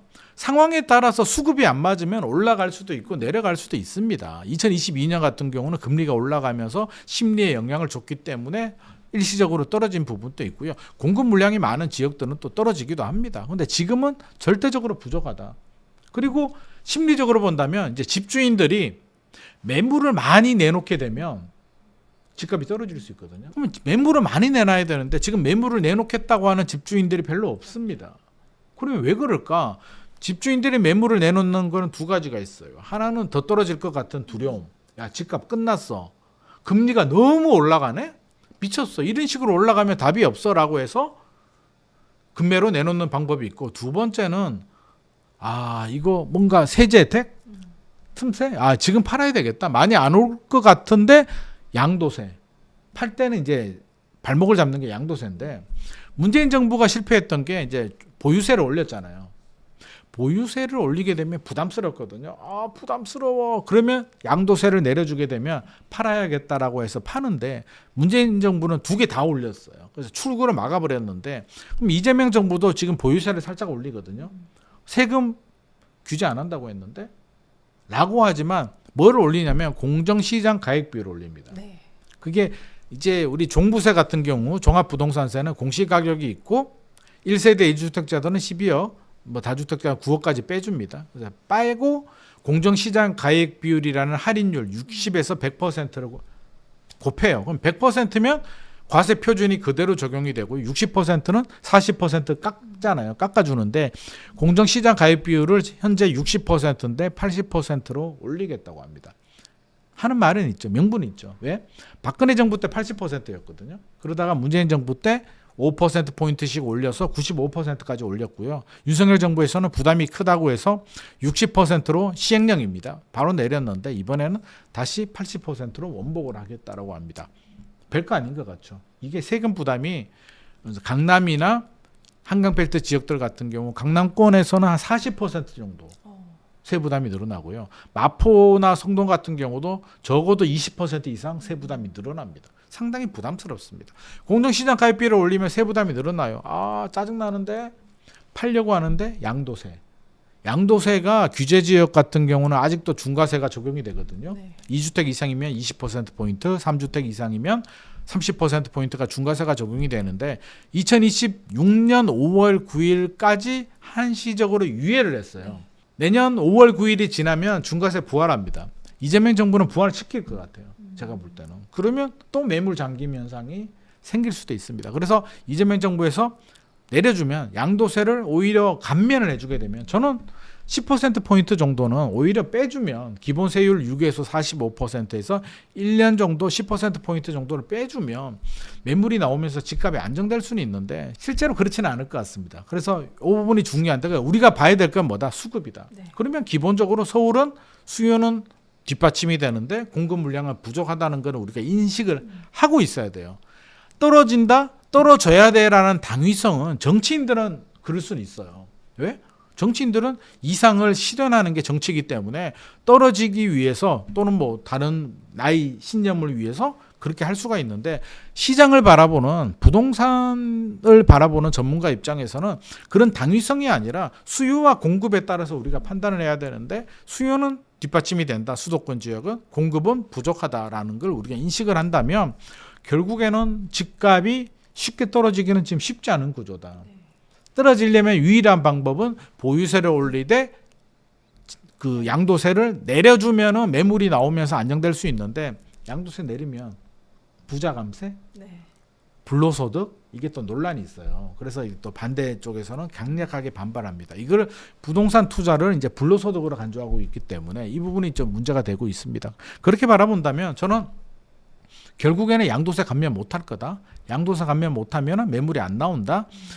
최근에 증여가 늘어나고 있거든요. 왜 늘어나냐면 똘똘한 아파트를 팔아서 양도세 내고 팔아도 내가 뭐 마땅한 대안이 없기 때문에 이 좋은 집을 자식한테 그냥 물려줘 버리자. 세금 내더라도 어차피 양도세 50%낼 바에는 증여세 50% 내고 내 자식한테 줄련다 라고 하시는 분들이 많이 있습니다. 그래서 핵심 지역들은 최근에 이제 증여가 늘어나고 있는데 이런 트렌드 흐름을 우리가 잘 캐치를 해야 돼요. 부자들이 더 민감하거든요. 그래서 부자들이 최근에 증여를 많이 하고 있다는 건 집값 하락에 대한 우려는 크지 않다는 얘기예요. 집값 떨어지는 집값을 왜 자녀한테 증여를 합니까? 오히려 떨어지고 나면 이제 과세 표준이 낮아지니까 또 증여할 수는 있는데 지금 떨어지지도 않았는데 증여한다는 얘기는 집값 하락에 대한 가능성이 크지 않다라고 판단을 하고 있는 것 같습니다. 그러면 우리는 그 부분에 대해서 이제 캐치를 하고 내 집 마련 생각하시는 분들은 제가 항상 강조드리지만 내 집 마련 하셔야 돼요. 왜? 우리는 7년, 10년 후를 바라보고 사는 거거든. 네. 그러면 내년에 집값 떨어진다고 해서 집을 안 살 거예요? 그럼 내년에 떨어지면 살 수 있냐고. 그러니까 우리는 절대 관심을 끄면 안 되고요. 지금 또 잠시 숨고르게 하고 있는데 오히려 지금이 집 사기 좋잖아요. 6월 달에는 집 보러 가게 되면 그 자리에서 몇 천만 원씩 올리잖아요. 네. 미친다니까요. 그거 못 사요. 근데 지금은 안정이 되고 있어요. 그러니까 우리는 집을 언제 사야 되냐면 안정될 때 사는 거예요. 어떤 분들은 떨어질 때 산다라고 하는데 떨어질 때 우리 못 삽니다. 떨어지는 칼날을 누가 잡아요? 못 잡습니다. 저도 못 잡습니다. 그러니까 떨어질 때 집 사라고 얘기하는 분들은 그런 투자를 많이 안 해보신 분이에요. 실제로는 떨어질 때 집 사는 분들은 부자들, 돈 있는 분들 네. 쓸어 담습니다. 부자들은요. 집값 올라가면 좋잖아요. 기본적으로 한 채 두 채는 가지고 있으니까. 그렇죠. 올라가면 좋고요. 집값 떨어져도 좋아합니다. 왜? 한두 개 더 사니까. 우리의 집 사줘야지. 지금 그런 분도 꽤 많이 있어요. 제 주변에도. 그러니까 올라가거나 내려가는 건 부자들이 좋아하는 상황이고요. 우리 서민들은 올라가지도 내려가지도 않는 상황이 내 집 마련하기 좋은 타이밍이에요. 선생님 집값 많이 올랐는데요. 아니 그걸 인정해야 된다니까요. 올라간 게 비정상이고 내려가야 된다는 당위성을 가지게 되면 안 내리면 어떡할 거예요. 계속 못 사잖아요. 선생님 그러다가 내년에 집값 떨어지면은요. 우리는 10년 후를 바라보고 산다고요. 그럼 지금 내년에 집값이 떨어질 가능성? 어떤 가능성? 미국이나 중국이나 우리나라의 경제 위기가 생긴다든지 정부가 초강력 대책으로 완전히 시장을 죽여버려야 되는데 지금 경제 살리기에 올인하는 이재명 정부가 집값이 폭등하면 안 되지만 폭락하는 걸 감당할 수는 저는 없다고 생각합니다. 죽일 수 있어요. 제가 대통령이 돼도 죽이려면 죽이죠. 왜 못 죽입니까? 허가제로 해버리고 다 틀어 막아버리고 모든 주택에 대해서 다 중과세 때려버리면 죽죠. 근데 경제도 죽어버리는 게 문제잖아요. 그러니까 그렇게 할 수 없다는 점을 우리가 인지를 해야 되고 우리가 오히려 안정됐을 때 내 집 마련해야 됩니다. 그리고 찾아보면은요, 지금 또 2021년 고점 대비 회복하지 못한 아파트들 많이 있어요. 한강벨트만 보지 말고 한강벨트는 이제 신고가 계속 나오고 있는데 신고가 안 나온 아파트들 많이 있거든요. 그래서 내가 보유한 자금에 맞춰서 내 집 마련하는 게 중요해요. 아, 돈 있으면 한강벨트 가시고. 근데 대출도 안 나오잖아요. 그래서 한강벨트는 마포 성동이 집값 오르잖아요. 오르면 잘못하면 투기 과열 지금 묶여요. 규제 지역으로 두들겨 맞을 수도 있기 때문에 오히려 내 집 마련하시는 분들이라면 돈에 맞춰서 그렇지 않은 지역들로 눈을 좀 돌려서 뭐 서대문이든 영등포든 성북구든 노도강이든 뭐 경기도에도 많이 있잖아요. 그런 지역들 눈여겨 좀 보신다면 저는 내 집 마련을 하는데 오히려 이럴 때 관심을 가져야지 집값 안정이니까 나 관망 지켜볼래? 라고 해서 관심 꺼버리고 현입에 일하다가 집값 올라가면 나 어떡하지? 빨리 사야지. 계속 이렇게 뒷북 치는 내 집 마련은 바람직하지 않은 것 같습니다. 지금과 같은 좀 강력한 대출 규제 속에서는 이 실수요자분들이 좀 자금 조달을 어떤 방식으로 좀 하는 게 좋을까요? 일단은 우리는 정책에 맞서면 안 됩니다. 정책에 왜 맞서요? 우리는 맞설 힘이 없는 사람들이에요. 우리는 그냥 뭐라 그럴까? 강물을 따라서 그냥 흘러가는 거예요. 그러니까 혼자 이게 뭐 연어도 아니고 연어는 뭐 거슬러 올라갈 수 있다고 하는데 네. 우리는 서 있기도 힘들잖아요. 그러니까 거슬러 올라가지 말고 빠져 죽지 않을 정도로 이제 시대의 흐름을 따라가야 되고요. 정책을 따라가야 됩니다. 그러면 정부가 대출 규제가 단기간에 쉽게 풀어주지 않습니다. 제가 볼 때는 대출 규제 쉽게 안 풀려요. 한 번 했잖아요. 그러면 다시 뭐라 그럴까 그 부작용이 생기는 부분에 대해서 뭐 이주비 대출이라든지 아니면 뭐 대환 대출이라든지 이런 대출들은 살짝씩 풀어줄 수도 있어요. 최근에 1+1 대출에 대해서도 3년 내 건축하고 3년 내 기존 주택을 처분하는 조건으로 1+1 재건축하게 되면 재건축 재개발은 1+1을 주잖아요. 그러니까 1+1을 주는데 이게 2주택이 되면서 이주비 대출이 막히는 부작용이 있기 때문에 최근에 좀 보완을 해주거든요. 이렇게 보완을 해줄 수는 있어요. 퇴거자금 대출도 좀 지원해줄 수도 있고 상황에 따라서 이런 거는 보완해주는데 시그널을 잘 읽어야 되는 게 이 보완해주고 해주는 거를 대출 규제 완화라고 해석하면 안 돼요. 이거는 627은 워낙 급했기 때문에 다 쏟아 부어버렸고 이제는 급한 분을 일단 껐으니까 서민들이 피해 보면 안 되니까 또 공급은 늘려야 되니까 그런 문제점을 하나씩 퍼즐을 좀 보완하는 잠부를 정리하는 과정이니까 이거를 대출 규제 완화 시그널로 받아들이면 안 되고요. 그 문재인 정부는 세금, 이재명 정부는 금융, 대출로 수요를 억제하겠다라고 큰 세월 잡았기 때문에 세금은 이제 공정시장 가입 비율 정도로 해서 네. 이제 보유세를 좀 살짝 올리는 정도 수준까지는 할 것 같고요. 나머지는 금융입니다. 그러면 실제로 금융 규제는 쉽게 안 풀린다라는 걸 우리가 인지를 해야 되고 그러면 이제 전략을 다시 짜야죠. 대출을 많이 받아서 집 사는 전략은 맞지 않습니다. 맥스가 6억입니다. 그럼 6억에 맞추셔야 돼요. 그러면 실제로 제가 말씀드렸죠. 6억 이상 대출 받는 분은 부부가 대기업 다닌다니까. 잘 모르시는 분들은 6억까지밖에 대출이 안 나온다고 하니까 쫄아버려가지고 앞뒤 따지지도 않고 포기해버리는 분들이 있는데 본인 상황을 보시라고요. 6억 대출 받기 쉽지 않습니다. 6억 대출 받아서 뭐 LTV 70%로 하더라도 6억 대출 받아서 집 살 수 있는 집이 12억 이상 50% 잡으면 12억이잖아요.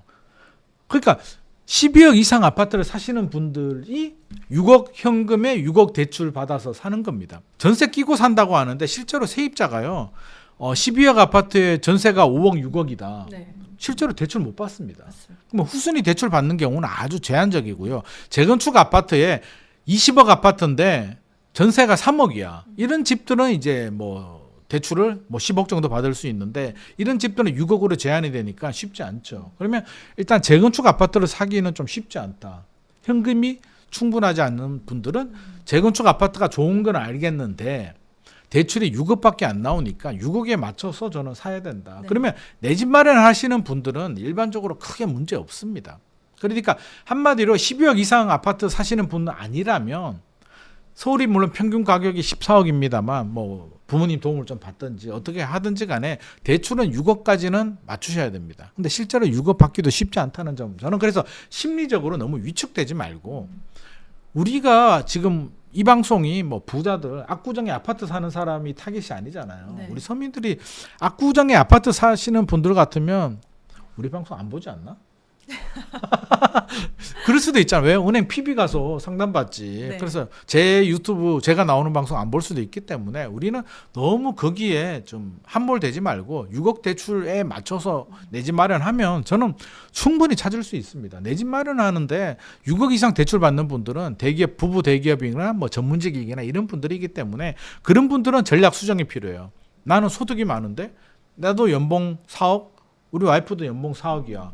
이런 분들은 대출을 많이 받으려고 했는데 안 나오죠. 이런 분들은 뭐 자기 나름대로의 부모님한테 좀 빌리든 신용 대출을 받든 뭘 해야 되고요. 일반적인 분들은 영향받지 않습니다. 그러니까 일단은 대출은 6억까지만 더 편법으로 신용 대출까지 받고 이렇게 하지 마십시오. 제가 항상 강조드리지만 리스크 관리는 언제 어디든지 우리가 6억에 맞췄잖아요.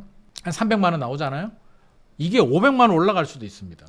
그렇잖아요. 갑자기 미국이 경제가 안 좋아져서 금리를 다시 올려. 물가가 문제가 돼. 그러면 금리 올리게 되면 한국은행 또 다시 올리면서 뒤죽박죽이 될 수도 있거든요. 그런 상황이 되면 300이 500 될 수도 있기 때문에 저는 대출에 대해서는 항상 보수적으로 접근합니다. 그래서 특별한 경우 아니면 연소득이 많은 전문직들 아니면 저는 대출 많이 받아라고 하지 않습니다. 물론 소득이 많은 분들은 대출 받아도 되니까 거기에 맞춰서 지역을 선택하십시오. 한강벨트만 올라간다고요? 한강벨트 좋긴 하지. 좋긴 한데 항상 내가 원하는 걸 다 가질 수는 없잖아요. 최근에 제가 느끼는 거는요. 물론 예전과 다르게 차이는 벌어지고는 있습니다. 그래서 자산가들이나 돈이 있는 분들은 강남의 가치가 옛날과 좀 달라지기 시작했어요. 옛날 같은 한 30년 전 같은 경우는요. 지방이나 서울이나 큰 차이는 없었어요. 오히려 지방이나 서울 땅값이 비슷했는데 이제는 뭐 하늘과 땅 차이잖아요. 서울 내에서도 한 20년 전만 하더라도 중랑구하고 강남구에 있는 가격 차이가 그 정도 크진 않았거든요. 지금은 천정부지 벌어지는데 제가 최근에 만난 분 중에 전문직이에요. 꽤 잘 나가는 그 법인에 있는 전문직인데 자산도 많아요. 땅도 그 한강벨트에 땅도 이렇게 가지고 있어가지고 평가 금액이 한 200억 정도 되는 것 같습니다. 근데 강남에 살진 않아. 강남 아파트는 없어요. 네. 그래도 뭐 불편한 게 없잖아. 전문직에 자산이 한 200억 정도 있는데 뭐가 불편할까? 근데 그분이 연락이 와서 만났는데 팔고 싶다고 하더라고. 땅을요? 네. 땅도 좋아요. 팔고 싶다고 물어봤어요. 왜요? 왜 팔고 싶어요? 라고 하니까 그분 나이가 한 60대 정도 되는 것 같습니다. 이제는 강남 아파트 하나 사야겠다고 하더라고. 왜요? 그분이 강남 아파트 사가지고 1억, 2억 올라가는데 일일비하진 않을 거잖아요. 1년에 버는 돈이 얼마인데. 왜요? 라고 물어보니까 이유는 없고요. 그냥 하나 사두면 내 인생의 숙제가 끝날 것 같은 느낌? 그러니까 그냥 강남 아파트 하나 사고 싶은 거예요. 자산가들은 이제 그렇게 움직이더라고요. 지방에 있는 자산가도 그러더라고요. 예전에는 부산이나 대구에 내가 건물 하나 가지고 있으면 평생 잘 먹고 잘 살고 아무 걱정이 없었는데 이제 미래가 좀 불안하잖아요. 인구도 줄고 경제도 저성장으로 들어가고 대한민국이 성장 시대에서 이제 저성장 시대 침체, 장기 침체로 들어가는 상황이기 때문에 미래가 굉장히 불안한 것 같습니다. 그러다 보니까 보다 확실한 선택지 하나는 가져가야 된다라고 하는 게 이제 강남 아파트이기 때문에 자산가들은 강남 아파트 들어가면 좋은데 우리가 저희 어머님이 항상 어릴 때도 하는 말이 올라가지 못하는 나무는 쳐다보지 마라 그랬다고. 내가 연수입이 지금 뭐 1억도 지금 될까 말까 한데 강남 아파트 현실적으로 안 되잖아요. 저는 보이스 비 앰비셔스 소년들이요 야망을 가져라 이런 거 안 좋아합니다. 뭔 야망을 가져요. 아무리 봐도 우리 아버지 어머니 보니까 지금 전세 살고 있고 나도 지금 뭐 좋은 대학교 가기도 힘든데 무슨 10억 15억 아파트를 어떻게 삽니까? 그러니까 현실을 빨리 깨닫고 저는 할 수 있는데 집중을 하자. 저는 저희 애들한테도 항상 얘기를 합니다. 니들이 지금 노력한다고 해서 갑자기 강남에 아파트 살 수는 없어. 우리 딸도 그럽니다. 아빠 나 강남에 아파트 사고 싶어. 사 그러면 돈 있으면. 너 돈 없잖아. 그러니까 헛된 꿈을 꾸지 말고 노력해. 작은 거부터 하라고. 작은 거부터 하면 운이 좋거나 맞아떨어지면 그게 단계가 밟아 올라갈 수도 있는데 하지도 않고 첫걸음도 안 떼놓고 너는 왜 목표 지점을 보니?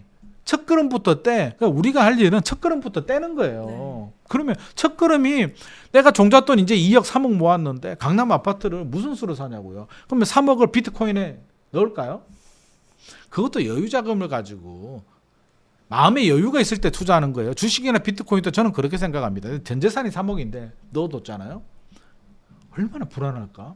매일 보다가 갑자기 파란색으로 바뀌게 되면 하루 종일 막 우울할 것 같거든요. 그러니까 집 하나는 있고 여유 자금이 뭐 3억이면 하셔도 돼요. 그 돈에 잃어버려도 그 돈이 10년 동안 묶여도 내 인생에 영향을 안 주는 돈으로 저는 금융 투자는 해야 된다고 봅니다. 근데 그게 올인이 되면 안 된다는 거죠. 그러니까 우리 상황에 맞춰서 하자고요. 현금 2억 3억 있는 분인데 내가 필요하고 결혼한다 아니면 필요하다 내 집 마련한다라고 한다면 대출을 받아서 살 수도 있고요. 만약에 3억이 있다고 하면 3억 전세 끼고 6억짜리는 살 수 있잖아요. 대출을 받아서 갭 투자를 못 한다는 거지. 3억이 있는데 전세 3억 끼고 살 수는 있거든요. 그러니까 그럼 6억짜리 집이 없냐 그러면 있습니다. 노원구 상계동 가도 있고요. 중계동 가도 있고요. 금강구 가도 있고요. 경기도도 있고요. 일기 신도시에도 있습니다. 그러니까 하시고 아무리 봐도 한강 벨트보다는 못하는데 못하지. 3억 투자해가지고 30억 아파트의 수익률을 따라가려고 하면 안 되는데 때가 되면 올라갑니다. 그러니까 서울의 강남 쪽은 꾸준히 올라간다면 이들 지역들은 어느 정도 때가 되면 탁 치고 올라가는데 그거를 우리가 정확히 잡을 수는 없기 때문에 내 집 마련부터 하나 하고 이제는 저는 부동산에만 올인하라고 하진 않습니다. 집 하나 사잖아요. 그러면 또 열심히 종자 또 모아야죠. 그래서 오마카세 이런 거 저는 그렇게 좋아하지 않습니다. 소소한 행복 오마카세 먹으면요 그 사진 찍고 올릴 때만 행복합니다. 집에 갈 때 되면 소화가 잘 안 돼요. 먹으면. 그래서 그런 거 너무 그렇게 최대한 종잣돈 모으시고 돈 모아서 골드를 사시든 주식을 하시든 요즘 재테크 방법이 굉장히 좋아졌고요. 주식 시장도 예전과 달라지잖아요. 상법도 개정하고. 네. 판이 좀 커지고 있는 상황이기 때문에 포트폴리오 차원에서 하라고 합니다. 저는 저희 큰애가 일하고 있거든요. 돈 벌고 있거든요. 그래서 큰애도 우리 애도 골드 몇 개 샀습니다. 벌써부터. 저는 사라고 합니다. 금 사. 금 모아두고 뭐든지 아껴 써라고 하는데 너무 아껴가지고 치킨도 한 마리도 안 사더라고요. 그게 문제긴 한데 어떻게 됐든지 나의 상황에 맞는 투자를 하는 게 그러니까 남하고 비교하지 말고 네. 내가 3억 있으면 3억에 맞는 거 4억에 있으면 4억에 맞는 전략을 구사해야지 너무 처음부터 크게 뛰려고 하다 보면 무리수를 던지니까 특히 젊은 분들 있잖아요. 20대 30대 분들은 앞으로 남아있는 기회가 상당히 많습니다. 저도 아쉬웠던 게 제 인생에서 제가 30대 때 저는 30대 때가 나이가 많은 줄 알았어요. 그래가지고 이게 빨리 파이어족이 되고 싶어가지고 막 미친 듯이 투자를 했거든요. 네. 그러다가 이게 스텝이 꼬이니까 부동산이 스텝이 꼬일 수 있거든요. 막 투자했는데 분양권도 투자했는데 노무현 정부 시절에 규제가 딱 들어오니까 분양권 전매 제한이 딱 걸리니까 모든 자산이 묶이게 되면서 네. 상당히 힘들었습니다. 그래서 그때 느꼈던 게 내가 무리한 투자를 하지 않고 적당히 투자하고 종잣돈을 모으고 때를 기다렸으면 그 후에 좋은 기회들이 상당히 많았는데 제가 그걸 놓친 게 내 인생의 진짜 후회자 제 딸한테 좀 미안합니다. 그때 아빠가 좀 잘했으면은 강남의 아파트를 어떻게 했을 텐데 라는 후회도 좀 하게 되는데 그러니까 절대 조급한 마음은 우리가 좀 버리자고요. 살다 보면 기회 많이 있습니다. 끝났다고요? 끝나지 않습니다. 집값 잡는다고요? 집값 쉽게 잡지 못합니다. 집값 잡는다는 게 어떤 의미입니까? 집값 떨어진다고요? 집값 떨어지면 정부가 더 급할걸요. 그래서 저는 어떤 인플루언서나 부동산 전문가들도 상승만 외치는 분들, 하락만 외치는 분들한테 너무 일희일비 현혹되지 마시고 중심을 잡고 시장을 보자는 거죠. 지금 상황을 보게 되면 공급은 5년 동안 부족하다. 정부는 집값을 안정시키기 위해서 수요 억제 정책을 펴는데 대출 규제만으로 시장을 잡기는 현실적으로 역부족하다. 그는 과거에서도 다 입증된 사례입니다. 실제로 대출 규제 하나로 시장을 다 컨트롤할 것 같으면 역대 정부는 다 바보였습니까? 절대 그렇게 시장이 단순하지 않습니다. 그러니까 수급 상황을 보고 우리 거기에 맞는 전략을 짜야 되고요. 포트폴리오도 잘 짜야 됩니다. 그러니까 이제 시대가 달라지고 있다는 점은 저는 인지를 하고 있고요. 옛날처럼 주택 수를 늘려서 5주택, 10주택, 무자본 갭 투자하고 이런 거는 패망의 지름길입니다. 진짜. 그래서 절대 그러지 마시고 한 채 투자하고 많이 하면 두 채 정도까지만 하시고 그 다음에는 다양한 금융 투자도 하시면서 다양한 포트폴리오 전략 물을 따라서 제가 앞서서 이제 물을 따라가야 된다고 했잖아요. 따라가기는 쉬울 것 같습니다. 발버둥을 쳐야 돼요. 오리가 편안하게 있는 것 같죠. 오리 발이 물 속에서는 이렇게 움직입니다. 그러니까 제가 말이 좋아서 흐름에 맡기고 떠내려가자라고 하는 거지 그 사이에서 흐름을 따라서 우리가 열심히 노력하고 헤엄을 쳐야지 가만히 있으면 저같이 몸체는 빠져 죽습니다. 그러니까 끊임없이 노력을 해야 된다는 점은 제가 꼭 말씀드리고 싶습니다. 그렇다면 이 실거주 하시는 입장, 내 집 마련하시는 입장에서 좀 유망한 부동산의 조건이나 입지 같은 게 있다면 어떤 것들이 있을까요?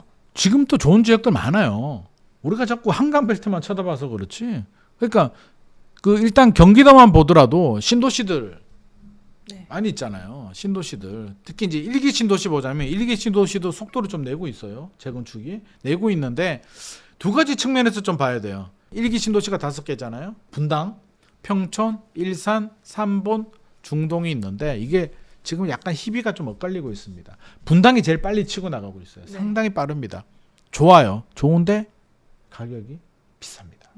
분당이 거의 뭐 마포, 성동급 정도로 가고 있기 때문에 기본적으로 15억, 20억 정도 가야 됩니다. 그래서 현금이 좀 있고 마포, 성동 들어가려니까 좀 부담스럽기도 하고 규제도 좀 나올 것 같고 그러신 분들은 일단 분당으로 눈을 돌리시는 것도 좋을 것 같고요. 분당에도 이제 선도지구 지정된 곳들이 있는데 선도지구 지정된 곳들만 나가지는 않습니다. 나머지 지역들도 있어요. 그러면 저는 선도지구 지역 지정된 곳이거나 아니면 그 역세권 주변에 서현, 순회, 정자 주변이라도 그 선도지구에서 떨어진 곳들이 있거든요. 뭐 시범, 삼성, 한신이라든지 이런 아파트들 그런 거 떨어지는 아파트들 좀 관심 있게 어차피 재건축이 15년, 20년 걸리니까 분당 돈만 있으면 유망하고요. 이제 사람들은 분당 다음이 어디냐를 관심 가지는데 시장의 흐름을 보면 평촌이더라고요. 네. 우리는 분당, 일산을 비교를 하는데 원래 라이벌이죠. 원래 라이벌이었는데 지금 차이가 좀 벌어졌습니다. 그래서 사실은 라이벌이라고 하기가 좀 애매하게 됐는데 오히려 평촌이 치고 올라가면서 평촌이 오히려 더 빨라요. 가격도 더 높습니다. 그래서 평촌에 선도지구가 지정된 꿈마을이나 샘마을 쪽은 지금 굉장히 좀 활발하게 움직이고 있다는 점 우리가 알고 있어야 될 것 같고요. 분당만 쳐다보지 말고 평촌도 있고 그러면 선도지구가 그 꿈마을하고 샘마을이 생각보다 좀 가격이 급매물도 없고 좀 치고 올라간다라고 하면 이제 역설적으로 이제 입지를 봐야죠. 네. 원래 평촌 신도시에서 좋았던 곳이 그 중앙공원 앞에 있는 향촌 마을하고 그 범계역 주변에 목련 마을이 있는데 목련 마을 2단지인가 리모델링 추진하게 되면서 2단지, 3단지, 5단지인가 이게 합쳐져서 진행이 됐어야 되는데 2단지가 리모델링 추진하면서 지금 분쟁이 있거든요. 한쪽에서는 재건축하자, 한쪽에서는 리모델링하자 의견이 분분한데 입지는 기가 막힙니다. 목련하고 향촌 마을이 너무 좋기 때문에 장기 투자를 본다면 어차피 시간과의 싸움이에요. 그래서 나이가 70 이상 되신 분들은 사지 마시고요. 네. 70 넘었는데 이거 15년, 20년 걸리면 90 되는데 90대에서 되는 건 의미 없잖아요. 그러니까 그러지는 마시고 젊은 분들이라면 또 돈이 목련마을 같은 경우 돈 많이 들어가지 않습니다. 소형 아파트들이거든요. 그러면 실제로 앞서서 제가 말씀드렸듯이 3억 가지고 3억 전세 끼고 살 수도 있는 곳입니다. 그래서 네. 평촌의 목련마을이나 향촌마을은 좀 더 비싸긴 한데 이런 데도 장기적으로는 저는 충분히 투자할 만하다라는 생각이 들고요. 그것도 아니야. 근데 내가 생활권이 서쪽이야, 서북부야 라고 한다면 이제 일산하고 물론 삼본 신도시는 이제 평촌 신도시 아래에 있는데 그럼 남은 게 일산, 중동, 삼본 이렇게 있거든요. 요 세 개는 상대적으로 좀 저렴합니다. 그럼 자금이 부족하신 분들은 지역에 따라서 다르잖아요. 서북부에 사시는 분들은 일산이고 부천 쪽에 사시는 분이 있고 이제 남쪽에 사시는 분들은 삼본인데 평촌에 들어가고 싶은데 아무리 봐도 돈이 안 돼. 난 돈이 한 1억 2억밖에 없어. 라고 한다면 삼본 신도시로 가시면 이제 지하철 4호선이 가거든요. 삼본 신도시로 가면 또 금액대가 평촌보다는 저렴합니다. 그러면 용적률이 낮은 아파트들 찾아보면 진짜 돈이 없는 분들은 삼본에 뭐 가야마을 뭐 이런 데 가면 또 좀 더 저렴해요. 용적률도 낮습니다. 물론 재건축이 언제 될지는 저도 모릅니다. 그러니까 이런 미래 가치를 보고 접근한다면 저는 일기 신도시도 괜찮을 것 같고요. 삼본이 평촌보다는 덜 오르긴 합니다. 가격 탄력성은 떨어지는데 오를 때 되면 또 올라가더라고요. 자, 1기 신도시는 요 정도 하고요. 이제 남은 건 2기 신도시, 3기 신도시가 있는데 3기 신도시에 대해서 의외로 부정적으로 말씀하시는 분들이 많이 있더라고요. 3기 신도시. 입지가 제가 최근에 만난 분도 하남에 사시는 분이었는데 하남 미사에 사시는 분이었던 것 같아요. 3기 신도시 하남 교산이 제일 인기 높잖아요. 네. 교산 신도시가 좋지 않나. 교산으로 이동하시라 그러니까 그거 입지가 서울 출퇴근이 좀 불편할 것 같아가지고 그거 좀 그래요라고 하더라고. 그러니까 현재 모습만 보지 말고 네. 우리가 미래 모습을 보자는 거죠. 3기 신도시 만들어지게 되면 교통망이 다 갖춰지고 하면 상당히 좋아집니다. 왕숙도 마찬가지입니다. 다산 신도시도 만들어지기 전에 얼마나 말이 많았습니까? 근데 만들어지고 나니까 남양주의 대표 신도시가 됐잖아요. 왕숙이 앞으로 남양주에서는 왕숙이 대표가 되고요. 하남에서는 교산이 대표가 됩니다. 고양에서는 창릉입니다. 그러니까 이미 답은 나와 있어요. 그 지역의 랜드마크는 서울로 못 들어가게 되면 고양에서는 창릉이에요. 부천에서는 대장이고 네. 인천에서는 계양이라고 이미 답이 나왔는데도 지금 모습만 보고 해야 돼? 지금 불편할 것 같은데? 거기는 좀 외곽인 것 같은데라고 하는데 1기 신도시도요. 짓기 전에는 그 분당의 그 시골 마을 누가 눈길이나 줬습니까? 그게 오를 줄 알았냐고요. 재벌집 막내 아들이나 그런 데 관심 가졌지. 네. 실제로 그렇지 않습니다. 그러니까 3기 신도시 그 지역에 거주하시는 분들 있잖아요. 하남에 거주하시는 분들은 반드시 거주자 우선 물량을 뭐 주소로 분리하든지 해가지고 혹시라도 자녀가 하남에 거주하시거나 본인이 하남에 거주하시는 분들은 자녀는 세대 분리해가지고 하남 교산 신도시 반드시 도전하셔야 되고요. 남의 떡 쳐다보지 마십시오. 남양주에 계시는 분들은 왕숙이 1지구 2주가 합치면 6만 8천 세대 정도 되거든요. 그러니까 당첨 확률이 높습니다. 네. 에이, 나 왕숙 거기 나 아는데 내가 아는 사람이 오히려 못합니다. 왜? 모르는 사람은 하거든요. 아는 사람은 그 지역의 옛날의 모습을 알고 있기 때문에 오히려 못합니다. 그래서 오히려 외지인들이 더 투자를 잘하거든요. 2012년도에 서울 집값이 떨어졌을 때 서울 사람들은 서울 집값 떨어지는데 왜 사라고 하는데 부산, 대구, 창원에 계시는 분들은 샀단 말이에요. 그러니까 좀 객관적으로 보자는 거죠. 그래서 3기 신도시는 절대 놓치면 안 되고 그럼 남은 게 이제 2기 신도시 네. 남았잖아요. 동탄 신도시도 있고 광교도 있고 위례도 있고 또 인천 쪽에는 뭐 송도, 청라, 검단 뭐 이런 신도시들도 있고 김포 한강도 있고 여러 가지가 있는데 자 2기 신도시는 희비가 좀 엇갈려요. 광교 신도시 판교 광교는 일단 뭐 자리를 잡은 것 같고요. 더할 나위 없이 좋습니다. 그러면 부부가 대기업이 다니고 소득이 좀 있고 실거주 목적이 좀 강하신 분들은 판교는 워낙 좋고 광교 신도시도 한 13억대 정도의 전용 84 살 수 있습니다. 물론 단지마다 차이가 있기 때문에 남쪽에 직장이 기반이 있는 그냥 그런 목적이 있잖아요. 내 집 하나 있었으면 좋겠다. 이러신 분들은 광교 신도시에 하나 사셔도 좋을 것 같고요. 광교는 부담스러워 하시는 분들은 동탄 이신도시. 동탄 이신도시도 역세권 주변에는 11억, 12억 정도 합니다. 근데 역세권에서 멀어지게 되면 가격 차이가 있는데 실거주 목적이 있는 분들은 동탄 신도시도 외곽으로 잘 찾아보면 또 한 6억대 신축 아파트들이 있기 때문에 그런 아파트들을 보셔도 되고 난 위례 신도시가 이게 좀 애매하게 끼어가지고 네. 위치는 참 좋은데 위례는 왜 교통이 위례 신사선과 위례 과천선이 왜 그 모양일까? 그렇죠. 너무 안타까운데 저는 국가 책임이라고 봅니다. 광교 신도시와 판교 신도시가 빨리 자리 잡았던 이유는 신분당선이 거의 실시간으로 만들어졌거든요. 근데 위례는 주민들한테 돈까지 다 받아놓고 그게 도대체 왜 그러냐고요, 진짜. 그러니까 위례도 안타깝긴 한데 실제로 비싸지 않습니다. 입지는 굉장히 좋은데 가격대가 그렇게 치고 올라가지 못하고 있는데 만약에 교통 호재가 생긴다면 치고 올라갈 수는 있는데 교통에 대해서는 제가 뭐라고 말씀 못 드리겠어요. 그래서 위례도 좀 아까운 보석 같은 느낌? 이게 원석은 좋았는데 네. 이게 세공이 좀 잘못된 듯한 느낌이 좀 들고 나는 진짜 돈이 없어. 진짜. 나는 깨끗하게 살고는 싶은데 진짜 돈이 없어. 돈이 2억밖에 없어. 1억밖에 없어. 근데 좀 깨끗하게 살고 싶어라고 한다면 김포 한강 신도시에 가면 한강 신도시는 아직 4억 5억대 아파트 전용 84가 네. 아직도 남아 있습니다. 그래서 실거주 목적으로는 좋은데 우리 각오해야 되는 게 세상에 공짜 없잖아요. 4억 5억짜리 아파트 사놓고 우리 집값은 왜 이렇게 팍팍 안 올라라고 하면 안 되는 거잖아요. 네. 그러니까 잘 사는데도 목적이 있기 때문에 김포 한강 신도시 같은 경우는 거주는 좋은데 이제 교통이 출퇴근 교통이 사실 좀 불편하긴 해요. 그래서 역설적으로 말하면 그래서 4억대 아파트가 있는 겁니다.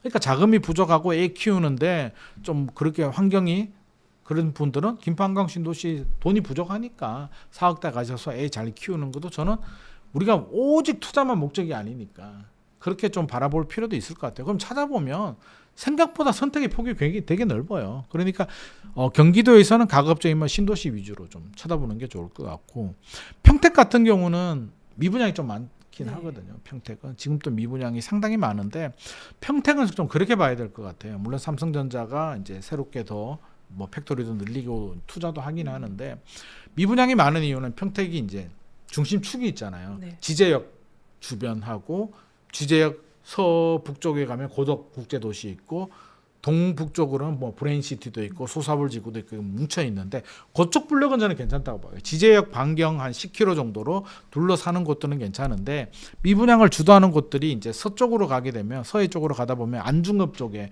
화양지구라고 있거든요. 그쪽에도 미분양이 좀 많은데, 평택을 생각하시는 분들이라면 앞서서 제가 말한 그 핵심 지제역 반경 10km를 벗어나지는 않은 게 좋을 것 같아요. 발전하더라도 양질 일자리 삼성전자가 있고 KTX SRT가 있고 나중에 GTX도 들어오는 그 반경 안에서 들어가는 게 좋을 것 같고, 혹시라도 미분양을 사시고 싶은 분들이라면 제가 지난번에도 한번 말씀드린 것 같은데 원인을 좀 잘 살펴보셔라. 미분양의 원인이 부동산 시장 침체나 미분양이 많아서 일시적으로 미분양인데 시간이 지나면, 그러니까 가격에는 문제가 없고 인프라도 좋은데 시장 흐름이나 어떤 다른 외적인 요인에 의해서 미분양이 많다, 침체다고 한다면 한 5년, 10년 지나면 다 해결이 될 거잖아요. 네. 그런 거는 괜찮은데, 입지가 너무 중심에서 뒤떨어져 있다, 또는 분양가가 너무 지나치게 고분양가다, 이런 지역들은 좀 빼는 게 좋습니다. 그러니까 택지지구 중에서 평택 같은 경우는 그 지제역 반경 10km 내로 접근하는 게 좋지 않겠나라는 생각을 가지고 있습니다. 네, 오늘도 이렇게 또 소중한 시간 내주시고 또 여러 가지 분석을 또 날카롭게 해주셔서 너무 감사드립니다. 마지막으로 성공의 진심인 구독자분들께 한 말씀 부탁드립니다. 제가 항상 강조드리는 얘기인데요. 부동산 전문가들 얘기를 뭐 저도 이렇게 얘기를 합니다만, 받아들일 것만 받아들이고 자기만의 기준을 좀 세우면 좋을 것 같습니다. 요즘 전문가들도 너무 의견이 다르고 극단적으로 가고 마치 정치인을 좀 보는 듯한 뉘앙스도 풍기는데, 무조건 떨어져야 돼, 무조건 올라야 돼, 이렇게 너무 극단으로 가지 마시고 그냥 시장만 바라보십시오. 수요와 공급만 바라보시고, 내가 내 집 마련 지금 필요해? 자금이 돼? 내가 언제 사야 돼? 어디 사야 돼? 라는 기준에서 떨어지는 칼날은 잡으면 안 되는 거고, 그래서 나의 기준에 맞춰서 기님만의 얘기 중에 저건 아닌 것 같아, 저 부분은 도움이 돼, 그러면 딱 채택을 하는 거고요. 다른 전문가들도 이거는 말이 되네, 채택을 하는데, 여러 가지 종합을 했는데 나는 떨어질 것 같아, 떨어지는데 본인이 그런 생각이 들고 거기에 베팅을 하고 싶으면 그거는 말릴 수는 없겠죠. 하지만 10년, 20년 동안은 서울 수도권 지역은 저는 우상향할 가능성은 없다. 중간에 떨어지는 구간은 나옵니다. 그러니까 떨어지는 구간을 그걸 하락이라고 공포를 느낄 필요는 없고요. 장기적으로 지금보다는 10년 후 집값이 올라가 있을 가능성이 높은 게 이제 장기적인 우상향이거든요. 그래서 저는 시장을 좀 긍정적으로 봤으면 좋겠다. 이렇게 말하면 또 기는 말이 저것도 집값 올라가기를 바라는 거 아니냐 그러는데, 솔직히 제 마음은요, 저도 사람이잖아요. 내 집이 올라가면 좋은데 역설적으로 떨어져도 저는 나쁘지 않습니다. 하나 더 살 생각도 있습니다. 네. 그래서 떨어지면 하나 더 사는데, 제 개인적인 마음은, 또 방송하는 마음은 중간이잖아요. 오르거나 내려가는 거는 그 투자하시는 분들이 좋아하는 거고요. 우리는 중간 정도 안정이 될 때 내 집 마련하고 기다리다 보면 나중에 우상향해서 올라가는 게 수도권, 지금의 수도권의 아파트 시장이라고 본다면 너무 초조하게 생각하지 마시고 나만의 기준을 좀 세우시고, 여러 전문가들의 인사이트를 그중에 내가 공감되는 내용만 채택을 해서 나만의 기준을 좀 만드시는 게 좋을 것 같습니다. 최근에 너무 여러 가지 의견들이 막 뒤섞여 있는데 좀 정신을 차리시고, 시장을 가급적이면 좀 긍정으로 보는 사람이, 제가 20년 동안 관찰해 보니까 항상 긍정으로 보는 사람들이 결국에는 집도 샀고 시세 차익도 얻었고 네. 성공했기 때문에 저는 좀 긍정으로 보시는 게 그래도 도움이 될 것 같습니다. 네, 오늘 소중한 시간 내주셔서 너무 감사드립니다. 감사합니다.